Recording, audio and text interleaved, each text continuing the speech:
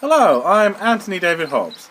This review is a bit unusual because I'm filming outside. It was the only way I could get a good quality picture. Anyway, this review concerns Mission Impossible 2. Again, starring Tom Cruise. This one's Certificate 15, because there's one scene, very briefly, someone dies of a virus, not very pleasant, so that's why they made it Certificate 15. Anyway, the point is, this is my favourite of the Mission Impossible franchise, yes. The first one was more focused on being like a thriller, solving a puzzle, and not so much on action. Mission Impossible 2 is totally different. Loads more focus on action, yes. Yeah, and in a way that's good, yeah, because they didn't do a carbon copy of the first film. Instead, the franchise took a totally different direction, very different in style to the first one, but it works, yes, it is a very entertaining story, yeah. And in fact, there's even a scene in the film where Ethan is talking to the computer guy Luther, a virus called Chimera, and an antivirus called Bellerophon to stop it. That simple? Yes, that simple. Okay, so a much more simplistic plot, okay. And in this one, in the first movie, Ethan Hunt was just good friends with the leading lady, yes, purely professional. In this one, he falls in love with Naya, yeah, so a bit different. And to make it more complicated, it's a love triangle, yes. The big hero and the big villain are both in love with the same woman, yes. Doug Ray Scott, who I believe he was in Desperate Housewives at one point. Anyway, he plays the big villain. He used to be an agent that worked for Ethan Hunt's company. That explains how he knows so much about high-tech gadgets and gizmos, and it also explains how he knows so much about Ethan Hunt, yes. And there's a bit near the end when they have like a fight to the death. The guns run out of bullets. It's just, beating unarmed combat, beating the hell out of each other, yes. Yes, Doug Ray Scott plays Sean Ambrosius, who is a formidable opponent, yes. Because when you've got a larger-than-life hero, you need a larger-than-life villain, yeah. And although the characters of Ambrosius and Ethan Hunt are totally different, there are links between them, yes. One's good, one's evil, but the thing that makes them the same is true grit and determination. They will do whatever it takes to get the job done, yes. Utterly determined. And the other thing that they have in common, of course, is they're both in love with the same woman. Yes, so, yeah. It's personal as well as professional, yeah. And this one takes place in Australia, yes. They are international spies. They can go anywhere, any place, any time, yeah. And also, a bit of philosophy here, if you like. John Woo directed Face Off about 3 years before Mission Impossible 2. And in that story, that's about a bad guy imitates another one with his face. Yes, and that happens in this one, yeah. So it's sort of mirrored with, the events of this film are sort of mirrored of stuff the actors did in previous films, yeah. And I suppose I have to mention Run, Fat Boy, Run. That was a film in the year 2007, starring Tandy Newton, who's in this film. And that is a love triangle. Two men that hate each other, both in love with the same woman, yeah. So yes, contrasting connections, all that sort of thing, yeah. The other thing Tandy Newton, she was in Westworld, that's the other thing she's famous for, yeah. Anyway, and Anthony Hopkins, very famous actor.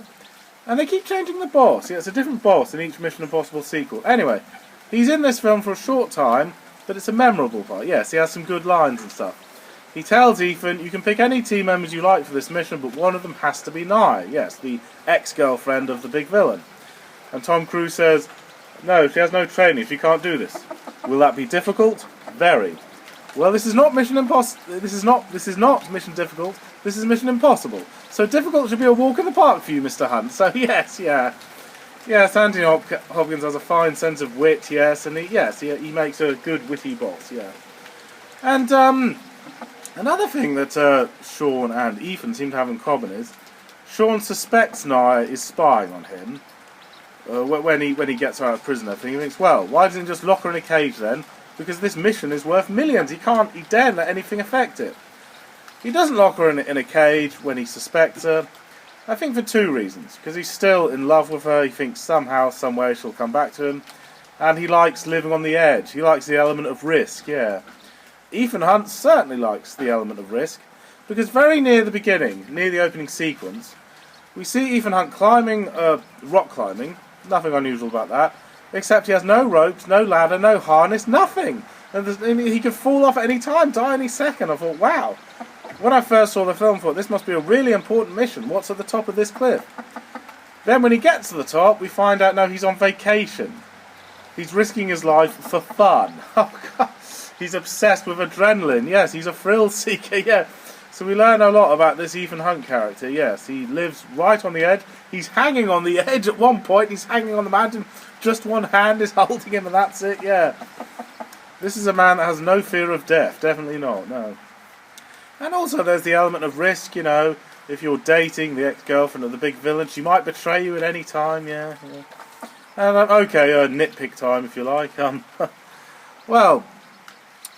One of the most memorable scenes in the first film is when Ethan Hunt is suspended on wires to do that thing on the computer in a secret room. Well, we have like a tribute to that in this one. Yes, he's suspended on wires by a helicopter, only this time it's to go through the ventilation shaft that goes right through the middle of a huge skyscraper. And he does it in a nick of time. Yeah, that's good. But he has to be absolutely silent once inside the room. Yes, he's got to steal the deadly virus. He has to be absolutely silent so that nobody knows he's here. How could nobody hear the helicopter at the top of the building? Helicopters make lots of noise. How could anyone not hear that? Yeah. But there we are, just go with it. I like the character of Billy, the Australian helicopter pilot. He's very jolly, a bit of a loose cannon, very feel-good factor kind of guy. And that's good, because all the other characters are all so stern and serious throughout the whole film. So yes, it's nice to have a jolly guy in it as well, yeah. And another, well, sort of a blooper, it depends how you look at it.